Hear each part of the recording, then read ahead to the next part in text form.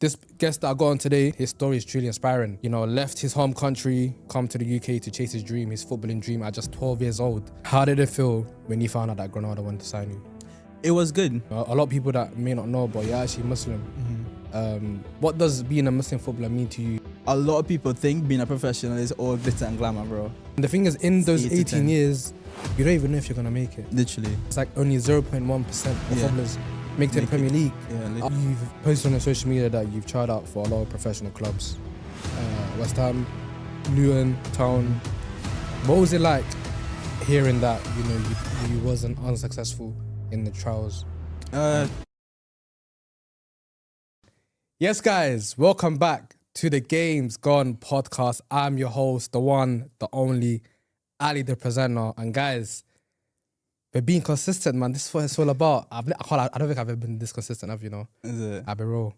I can't lie. This is like the second day. No, 2 filmings in 3 days. That's good, isn't it? But alhamdulillah, bro. That's Alhamdulillah, amazing. that's good, bro. So That's amazing. that's what I'm saying. We're trying to keep the momentum up. And yeah, we're just out here filming, jogging, you know. Gotta keep it consistent, man. Yeah, I know. I hope you guys like the episode that I done with Daniel Sam, you know, Rackman Muay Thai fight. If you guys haven't seen it, make sure you go check it out. The link will be in the description. But guys, without further ado, make sure you guys go like, comment, and subscribe to the Games On podcast if you haven't already. Follow up our Instagram, listen to our Spotify, listen to our Apple podcast, do whatever, TikTok, everything. Show love, show support, because this is what it's all about. Getting people on to talk about things that don't get recognized on social media. And today, we got a very, very special guest. Flew all the way from Spain to London. Guys, we're going global, man. Had to break the bank for this one. But this guest that I got on today, his story is truly inspiring. You know, left his home country to chase his dream, come to the UK to chase his dream, his footballing dream at just 12 years old. Left his home, humble beginnings, family, comfort, to have a shot at chasing his dream. Guys, this story is truly inspiring. This guest that we're bringing on today is talking about the journey from leaving his home country to the UK, battling rejections. As a young Muslim footballer, he talks about sacrifices, the emotional and spiritual journey that he's taken to where he is now. So if you're an inspiring footballer, this one's for you. I want to welcome my boy, the one, the only, Addae. What's going on, my brother? Appreciate it, man. Appreciate it. I'm good, man. Alhamdulillah. How about you? Alhamdulillah. I'm good, my bro, man. Funny enough, I literally messaged you on TikTok. I was like, bro, like your story is inspiring. I need to get my podcast. And to be honest with you, I didn't think you would reply. You know, I can't lie. Bro, I have hundreds of messages on TikTok. There's people asking for advice. People want to know how I did it. So I was like, I try my best to answer everybody in the best way I can, because you know I was a fan at once. I was a fan once, so I always wanted advice from people. Yeah. And I try my best to answer those who really need the advice. And so yeah. Yeah, because you know, your story is inspiring. You know, you talk about courage. Sorry. Yeah. So your story is inspiring. You know, you talk about a lot of encouragement. You give a lot of advice for up and coming, inspiring footballers to never give up. You talk about your faith a lot, and the reason why I brought you on here today is because you've had a lot of hardships in your life at a young age. You know, you've come, you're from Trinidad, right? Yeah, Trinidad. So you've come all the way here. You know, you had nothing. Yeah. You've come all the way to London, didn't know nobody, but you still had that belief. That belief that you could make it. Yeah, well, and this is what it's all about. You know, you push your way forward when the odds are against you. Always. And that's what it's all about. So I wanted to get you on here to... Damn, I don't know, I can't speak today. Damn. So I wanted to get on here today. So thank you for coming on. Anytime. I want to start the first topic off by talking about your upbringing. Because talk to me. You know, you're from Trinidad. Yeah, well, I grew up in Trinidad. Started football at the age of probably 5. Playing 5, you know. Yeah, that's 5. Crazy, dog. Just playing around back garden. My dad joined me into a team. After that small team, I passed for a college called QRC, Queen's Royal College. I played for them. I won them their first championship ever for Form 1. Oh, sick. It's called Form 1, like the first stage of college. I've helped them won the first stage championship. And after that, my parents decided that if I wanted to actually do something with football, I need to leave Trinidad. And from the age 12, 13, they moved me to England. And I came up here. I started playing with a team called Crown Pro Elite. It's a grassroots team. And that year, 2019, 2020, that year is the year COVID hit. And my dad had to leave to go back to business. And he left me with his sister. So you came all the way to London with your dad? Yeah, first. Okay. And then where was your mum was back at home? Yeah, she was in Trinidad. Okay. And then that's when COVID hit. But my dad had to return to Trinidad because of business. So I didn't see my parents for about 2 years. Damn. Yeah, I didn't see my parents for about 2 years. I was with my dad's sister. It wasn't the best of times, but I've always been a warrior, man. Yeah, always been a warrior, pushing it through. Yeah. What does Trinidad mean to you as like a place that you call home? Like, what does it mean to you? Family, you know. Yeah. Like I have a quite a bit of family back there that's supporting me, that I wanna take care of when I actually do something with my life, you know. That's because a lot of them helped me to be the person I am today, especially my grandparents, my uncle, my friends, a few friends down there. It's just a place I can always go back to and feel like I was born here for a purpose. Okay. And what I'm doing right now is the purpose. You know what I'm saying? That's true, man. So, what was the hardest part of leaving Trinidad at a young age? You know, was there any kind of doubt that you had that? To be honest, bro, I just did it with my eyes closed, and I have no regrets leaving, to be honest. That's what it's all about, man. From a young age, I always told my parents I wanted to be a professional footballer, and I told them I would do anything to make that dream come true. And once they took me and brought me to England, I never looked back, bro. Yeah. So you moved to England at 12? Yeah, between 12 13, yeah. What was that like when you first came to UK? What was it honestly, like? it was amazing. Really? Yeah, it was amazing, bro. Damn. I get a lot of people say that when it comes to the UK, it's just dark, like just dead. Not necessarily, because that's the first time I ever left the country. Yeah. So for me, at a young age, it was something. It was new, so it was good. If you understand what I'm saying. Yeah. So I left because I get to play football. I said, like, I'm in a big country. I'm in the place where football is. Yeah. You know what I'm saying? So I was excited, man. And but it's when my dad had to leave. That's when it started to get dark.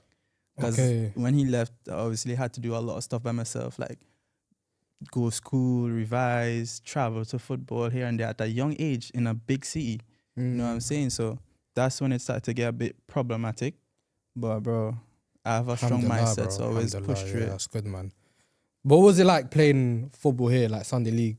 Because you started playing Sunday League here, right? Yeah. So what was it like? I started playing Sunday League when I was 17 with Newham Wanderers. Yeah, that's the team. Newham, you know. Oh, damn, that's ends, boy. Yeah, Newham Wanderers. That's the team that helped me get signed. Okay. And they do a lot of like open trials and stuff. So if anyone want to go there, just hit them up on Instagram. Right, promoting. I have to help the people that help me. Nah, true. So when you moved to the UK, you moved to, I'm guessing Newham. You moved to, right? When I moved to UK, yeah, around Newham area, I was close to like Stratford.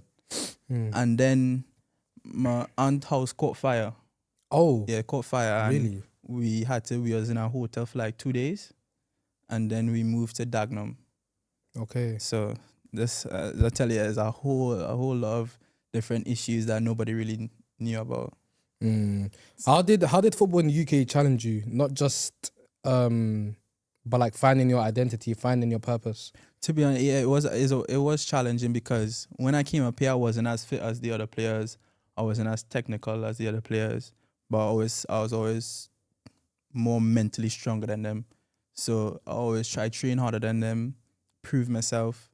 But it was challenging because Trinidadian boy don't really know anything here. Yeah. Coming to try to fit in with players that been playing the English style for a few years. And I just try to fit in the best way I can, being humble, taking all the knowledge I could from the coaches and just taking it step by step, man. Yeah. Was there moments when you first come to the UK where you felt like you didn't like not like belong on the pitch? Like, was there moments where you just thought, oh, like, I don't belong here? In games there was, because there was times where I would play horrible and coaches shouting at me, "What are you doing?" Da da da da da. Yeah. And it felt like at a young age, why am I getting shouted for making mistakes? But at the same time, I understand there's kids my age that's doing way better, so I could understand that there's a certain standard I have to keep. You know what I'm saying? Yeah. So it was a bit challenging in terms of having to perform all the time. But more time I played, the more confidence I got. And bro, this guy was the limit at that point. I just from failing so much, I learned a lot. That's why I always tell people, allow yourself to fail to do better. Failure is very important in someone's life. Not even in football, in someone's life, you have to learn.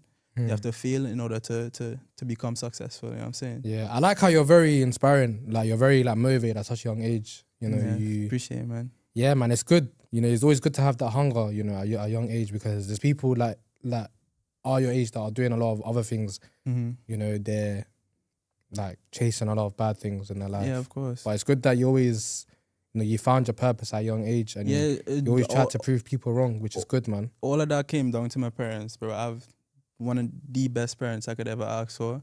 They always keep me grounded. They always keep me humble. They always keep me steadfast in believing in God, and He always has a plan for you. Yeah, facts. And they just laid a solid foundation for me when I was young, and that solid foundation, I started building blocks on it time over time. So my strong mentality grew from that foundation, you know what I'm saying? And made me the person I am today, man. Yeah, I want to move on to your college days. So at 16, you moved to Barking College, right? Yeah, 16, 17, yeah. Damn, dog. Damn. I passed You're a local boy. Alhamdulillah, I passed my GCSEs. That's alhamdulillah, yeah. What was it like being at like Barking College? Like not just a college, but playing for them? It was good. It was a really, really good experience, because I moved to that college and my other boys was there. Okay. Like from East, I used to go, my secondary school was Eastleigh.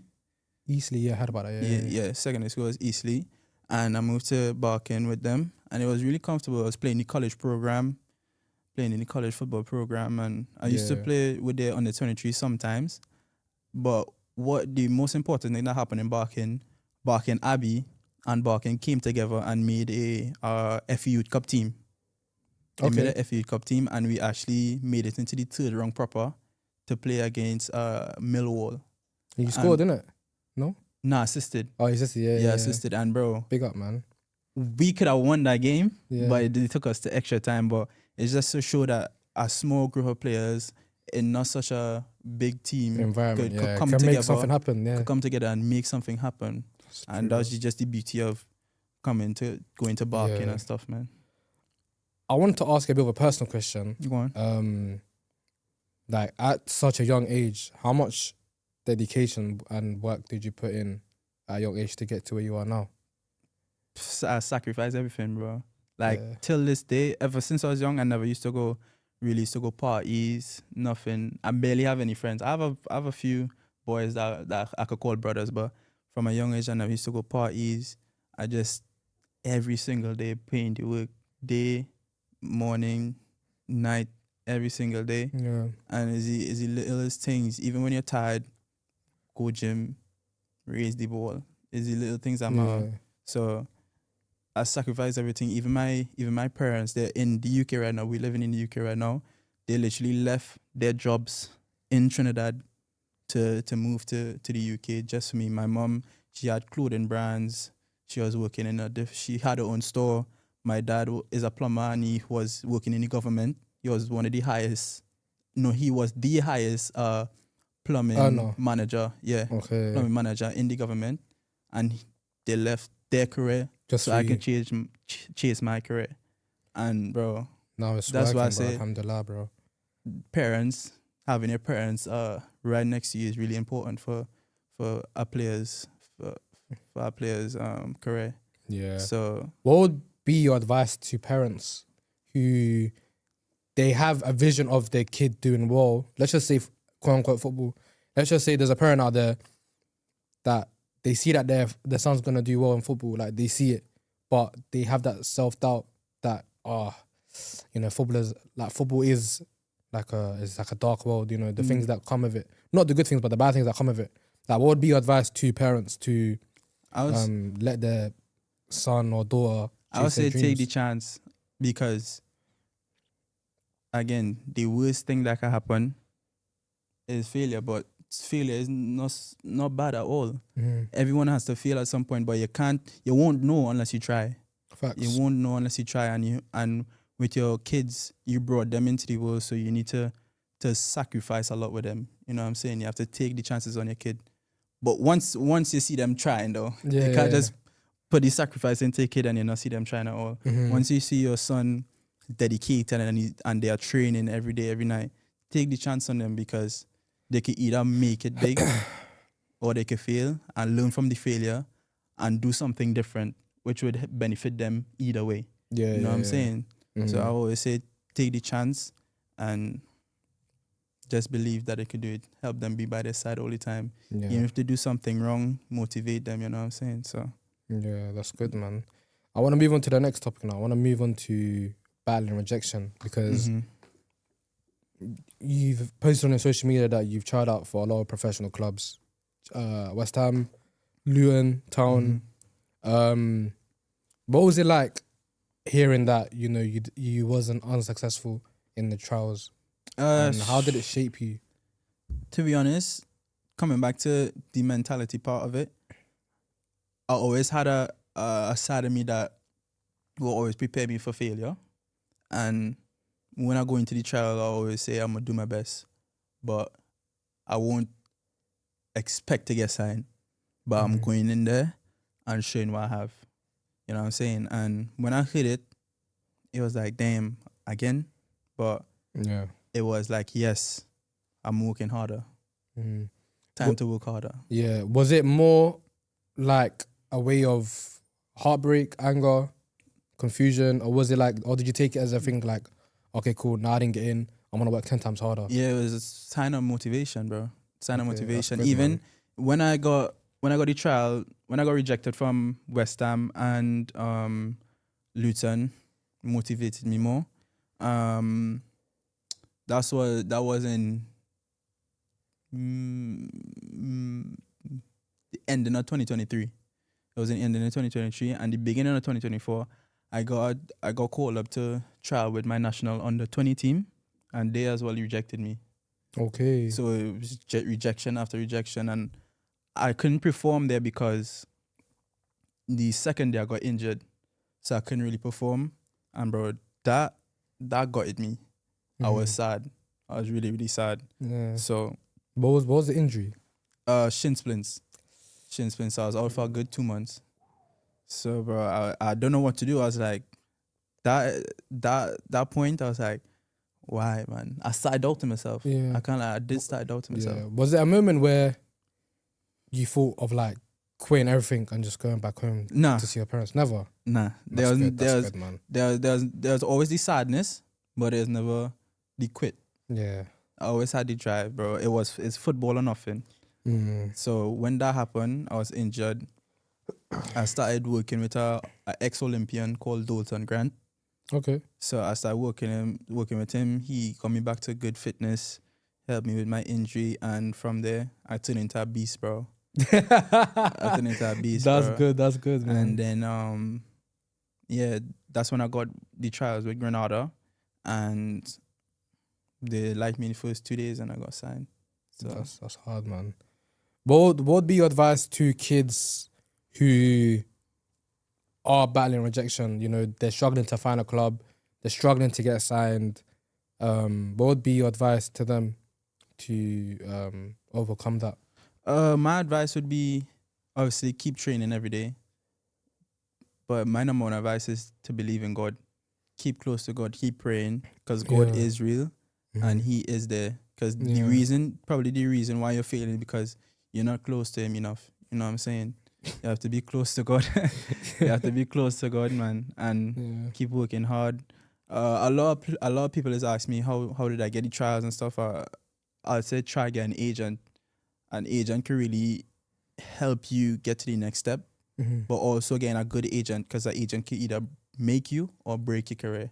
How could they find agents? Like what would be the best? I can't lie, there isn't any blueprint to get an agent, because how I got mine is from my Step 9 team, New Wanderers. The coach put me on to the agent.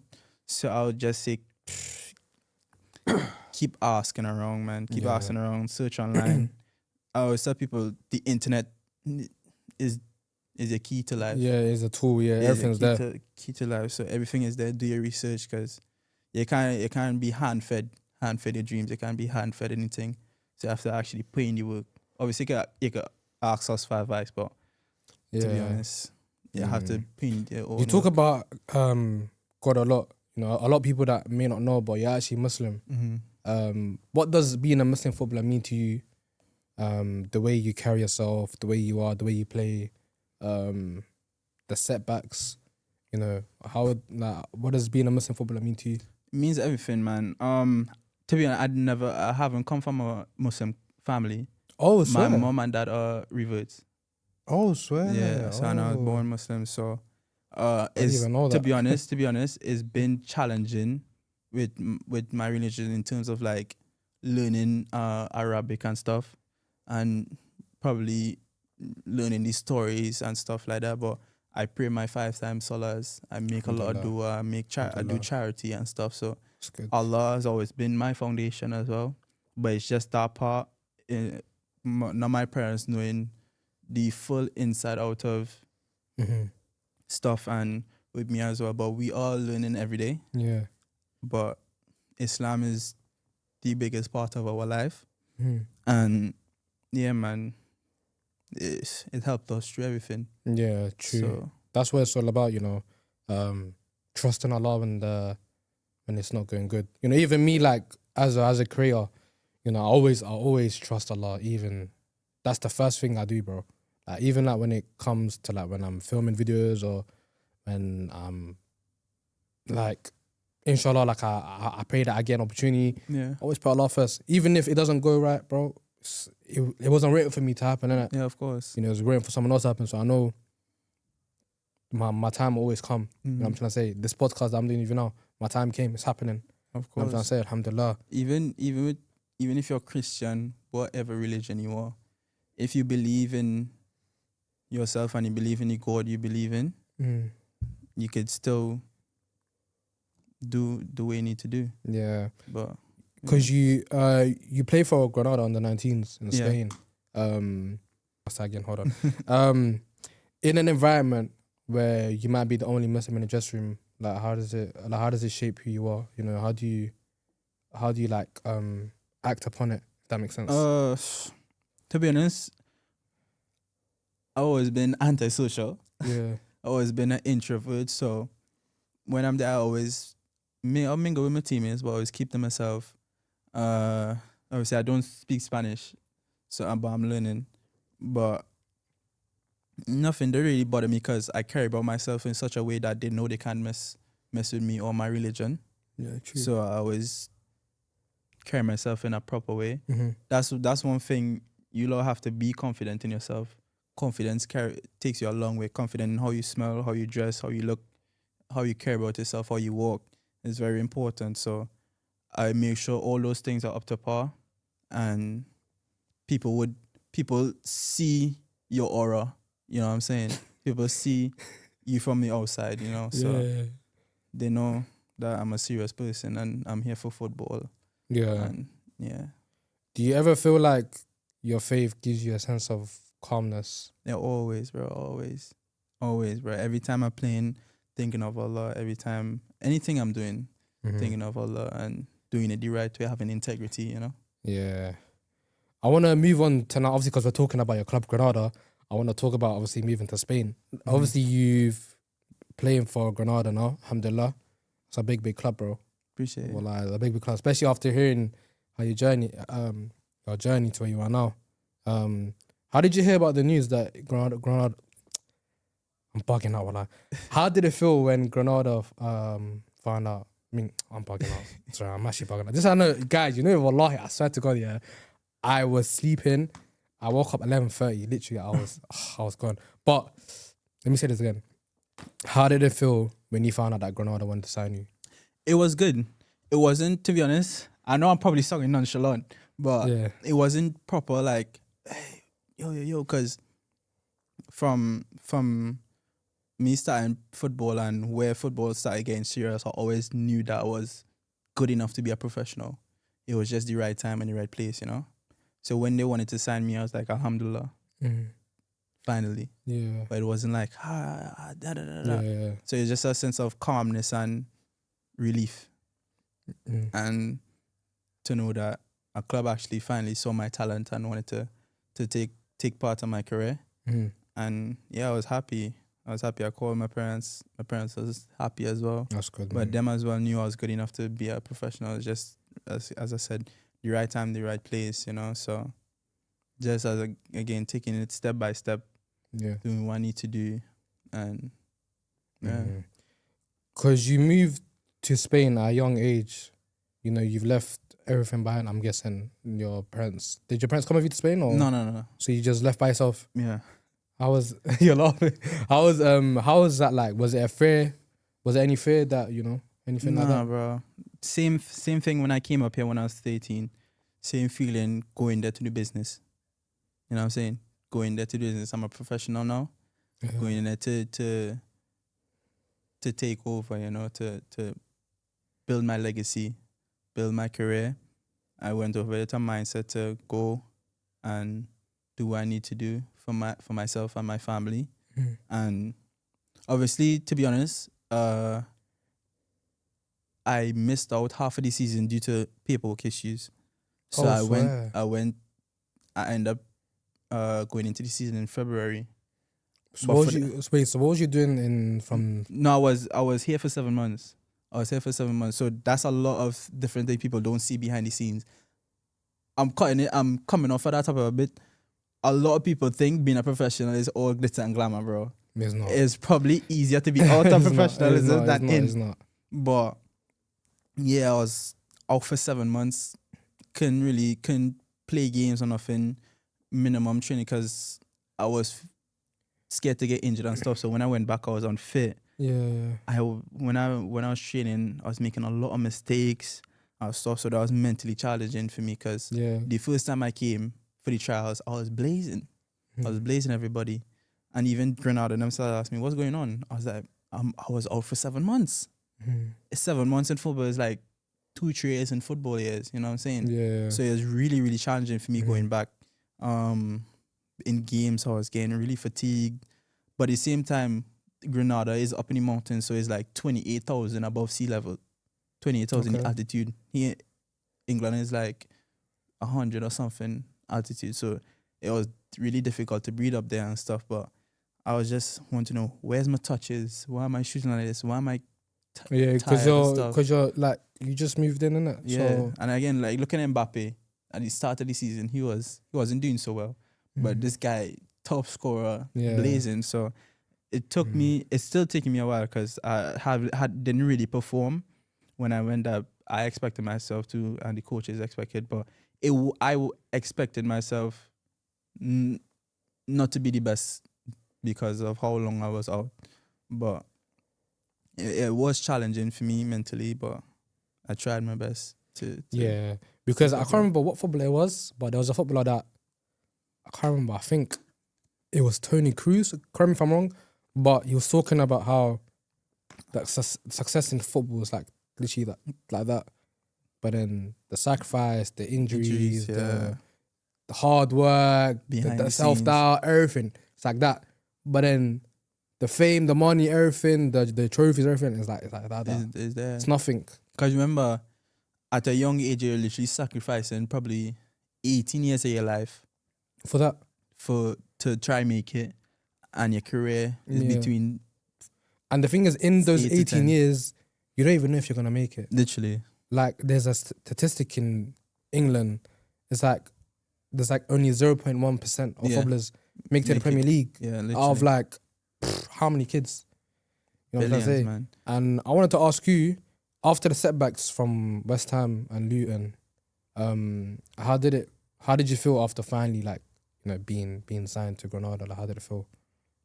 It was really good. It was really good, man. As I said before, sign of relief, happiness. Me and my parents did it. Me and the people that believe me, we did it. And my coaches, we did it. But at the same time, we haven't done anything because it's just the beginning. First contract, we were trying to make it to the big stages, So when I got it, I was still say this is nothing. Obviously, it's something, but this is just the stepping stone to something greater. Stepping stone to something greater, and just keep building. Because my first professional contract is my foundation, is my new foundation. So it's had to build on that now. I have to get somewhere better. Yeah. Why do you think footballers from England should move to abroad? Because you talk about a lot on your social media. Why do you think these kids should go out and chase their dream in another country? I mean, I think it would be a lot better for them for different exposure, and I think that it'd be a lot easier for them in terms of like playing style, and the coaches will probably develop you more out of England, because I feel like in England, a lot of teams is expect you to be at a certain standard at a certain age, where out of England, the coaches and stuff is develop you more, and they proper take your time. But I feel like the reason why English football is probably some of the best football is because they have a certain standard they expect. And it's understandable because, you know what I'm saying? But I feel like outside of England, they'll develop you more, give you a lot more chances and stuff. Yeah. But that doesn't mean you have to take the piss. Yeah. You still have to be at a certain standard, but I feel like out of England, it'll be a lot easier for players to get signed and stuff. So that's just my opinion. Yeah. That doesn't mean you're not good enough to get signed in England. Yeah. That just means you need to go somewhere else, develop more, and come back. Everyone have a starting point, So what does playing in a foreign country teach you? Not just playing, but as a person. Being mentally strong. Apart from football, you're away from your family, away from your friends, different languages, different food, having to take care of yourself. I know a lot of people that go abroad and come back a few weeks later because they can handle that different setting, you know what I'm saying? So moving abroad is definitely mentally challenging. So you just have to be mentally strong and know where you're coming into, know where you're going into. And you have to expect that it's not going to go your way at all. So you have to be prepared for that. Yeah, because a lot of kids are afraid to leave. A lot of kids are afraid to leave their family, friends, their life in the UK, or let's just say in whatever country, to chase their dream or footballing dream. Yeah. Based on your experience, what would be your advice to those kids that are afraid to leave their home? My advice is, if you want it, you have to do it. That's my advice. There's not really any easy way to say it, to be honest, because life is not easy in general. So you can't expect to go abroad and it be easy for you. So you have to expect a hard time. You have to expect for you to fail even. But you have to expect that success will come with your sacrifice. Yeah. You know what I'm saying? So you have to go out there and show the world why you're meant to be here. And you have to put in that work, working hard, day in, day out. You have to make sure you put in that work. So, yeah, what would be your advice to your younger self, looking at your life now? I get that question a lot, man. My advice for my younger self is, thinking about it hard and clear. Yeah, thinking about that, bro. It's good, man. Think about it. Myself. Be happy where you are, because you're in that position for a purpose. You know what I'm saying? Everything that happened to you is because it's meant to happen to you. It's already written down for you. You know what I'm saying? Everything happened for a reason, and just believe that a different outcome will come. It might not be what you want, but it will be what you need. You know what I'm saying? So that's my advice. I say. And what would be your advice to young Muslim footballers that are having trouble keeping up with their faith, as well as having self-doubt? What would be your advice to young footballers? Having struggled in this day and age, having struggled with your faith is inevitable. to be honest, because a lot of influence on social media from your friends and stuff. But at the end of the day, Islam is a foundation. Islam is a foundation, and you have to keep believing that Allah has a plan for you. If you're feeling self-doubt, go and pray. If you're feeling self-doubt, read the Quran. If you're feeling self-doubt, make some dua. You know what I'm saying? Have a mentor. Talk to somebody. Talking to somebody is really important because it will help you speak your mind and obviously get some advice back, you know what I'm saying? Mm-hmm. So I would say speak to someone. If you have to speak to an imam, just talk to somebody, talking to somebody, because mental sickness is really rampant nowadays, and a lot of people just hide their feelings and stuff, and you need to speak out, man.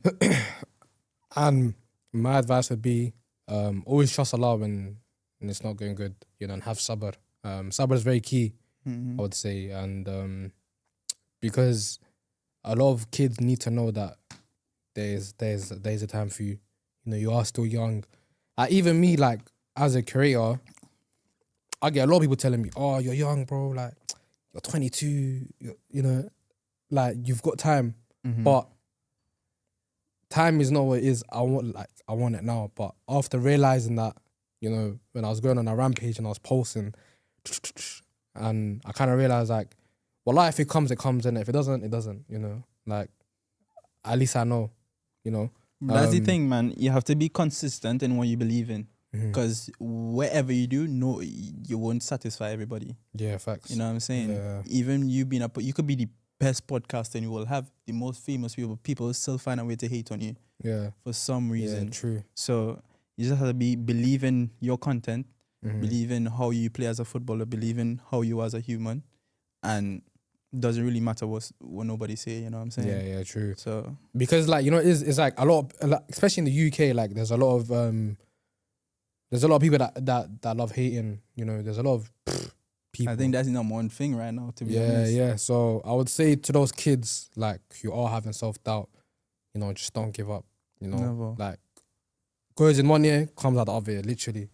And like Addae said, speak to someone. Even when it's just the littlest thing, it's always good to get advice as well. Get advice from people. I promise you that.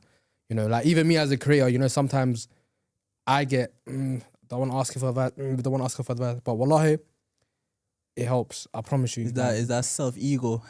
No, it's not even that. It's just like, no, it's not that. It's just like, sometimes you got to think, are these people actually going to take out their time to speak to you? Because they're busy people. They have a life, I have a life. And it's just like, that's the thing, a lot of people is scared to ask, you know what I'm Yeah. saying? A lot of people are afraid to ask.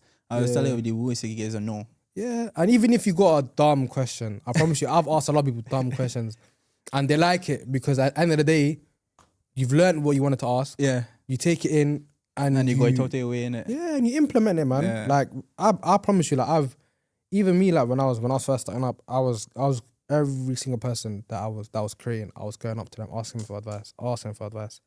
You have to learn. You have to learn, innit? You have to learn Like, from people that's in your position or doing better than you. As I said, you want to be in a circle where people is doing better than you, so you can challenge yourself. Yeah, you know what I'm saying? With me, I'm trying to be the best footballer, but how I have to be the best footballer by surrounding myself with the best footballers. You know what I'm saying? True. So don't be scared to go in a circle where you're the worst person. Well, not worst person, but the worst at what you do. Because you will learn from that person, you'll learn from this person, and they'll only benefit you, you know what I'm saying? Yeah, so don't be shy, don't be scared that you're not doing as well as that person. Because at some point, that person was in your position. You know what I'm saying? So, yeah. Yeah, and what is next for you in terms of your life? What do you want to accomplish? The dream? I mean, your dream is to play in the La Liga, right? Yeah. Inshallah. To be honest, my dream is one day play for Real Madrid. I think that's everybody. That's everyone's dream. No, it's possible. Nah, wallah, it's possible. It actually is possible. But again, just taking everything as it goes. Whoever comes, alhamdulillah. I'm being appreciative for it. Obviously, everybody has a goal, but sometimes plans doesn't go the way it is. So You just have to believe in the process, stay patient, and take it step by step, man. Yeah, that's good, man. And I think we gotta go now because there's 5 minutes left. But I want to say thank you for jumping on the podcast. Anytime, bro. It's been a minute. You know, we've been trying to do this for a very long time. Mm. I keep saying this about everyone, but I promise you, you know the amount of effort that goes into these podcasts. I swear to God, I hope you guys come to realize, like, you know, it is me planning the podcast is not hard. I promise you. A lot of people say is the opposite. You know, getting the guests, planning it is hard. Planning is not the hardest thing. For me, it's about getting the people on that want to talk about this stuff.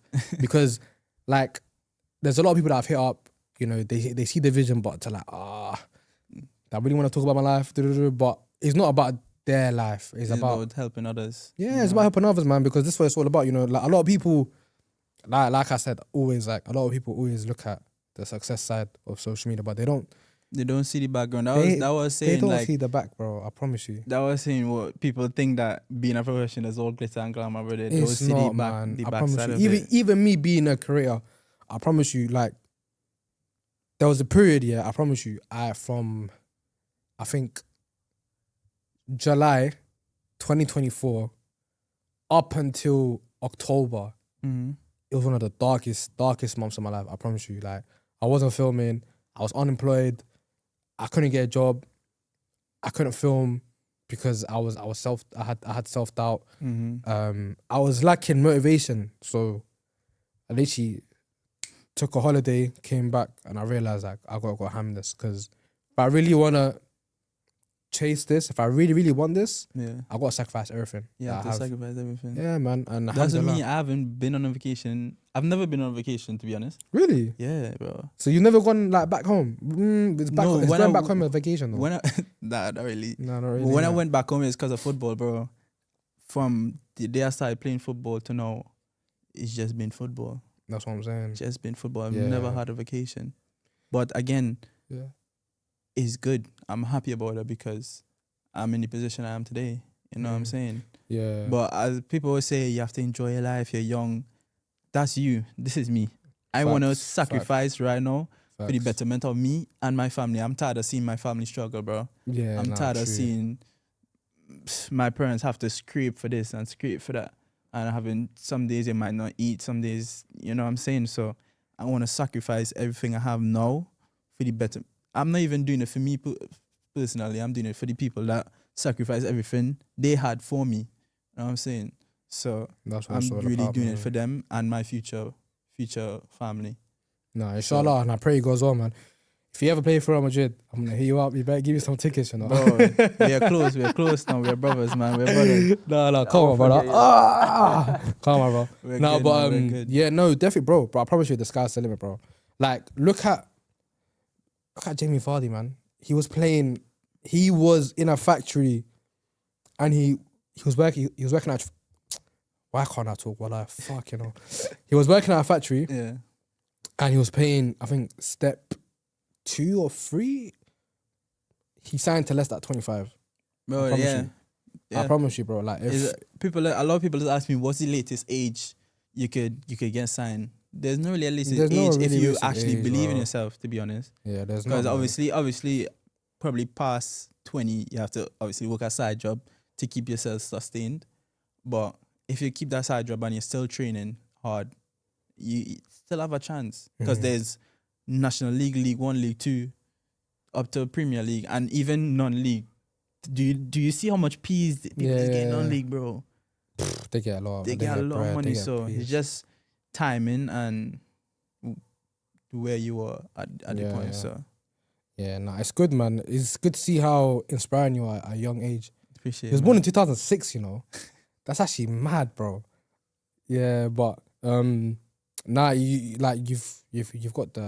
got your whole life ahead of you, man. I'd say stay strong, keep your head down, don't do no badness. No. My parents have me on lock. Yeah, I would say, most importantly, above all else, keep your faith, bro. Always. Because without your faith, I promise you, you're nothing, bro. Always. You're nothing without faith, I promise you. And even when the times are tough, things are not going your way, trust Allah. Always. You know, Allah is always the best of planners. Allah's always got a plan for everyone. And if you stick by him and you're grateful in this life, he'll give you whatever you want, man. I promise you that. Of course. And always. yeah. Anyways, guys, that's the end of the podcast. Get the games gone, episode 3. Listen, let me know in the comments, who do you want me to bring next? I told you, Ronaldo, Messi, Mbappe, Bally Barcola, flipping Will Smith, Ronaldinho, anyone. That's it. I'll make it happen. Nah, but Inshallah, I appreciate you inshallah. guys for supporting. I appreciate you guys for showing me love. There's been a lot of positives so far, alhamdulillah. Alhamdulillah. You know, a lot of people have been telling me to start podcasts for a very, very long time. The fact that I'm doing it now, it's actually mad. It will open a lot of doors for you. Yeah, it does. open Because a lot obviously I of do a doors. lot of I present, so it comes with it. So it's going great, alhamdulillah. So I can't complain. It was But an amazing podcast, bro. Appreciate you yeah, for nah, having me bro. on, man. Come on, man. Nah, but you know, it's always good to get people on that want to share their stories. You know, you especially, you know, you left literally everything that you've got. You've come to the UK, you had Everything. nothing, and now you're playing for one of the biggest teams in Spain, bro, at a young age, bro, which is good. So it just shows like no matter what you do, sacrifice everything, it always come back somewhere Always, or somehow, bro. Always. Do you get me? It's about investing in your life. You invest in your life, you eventually get that return of investment.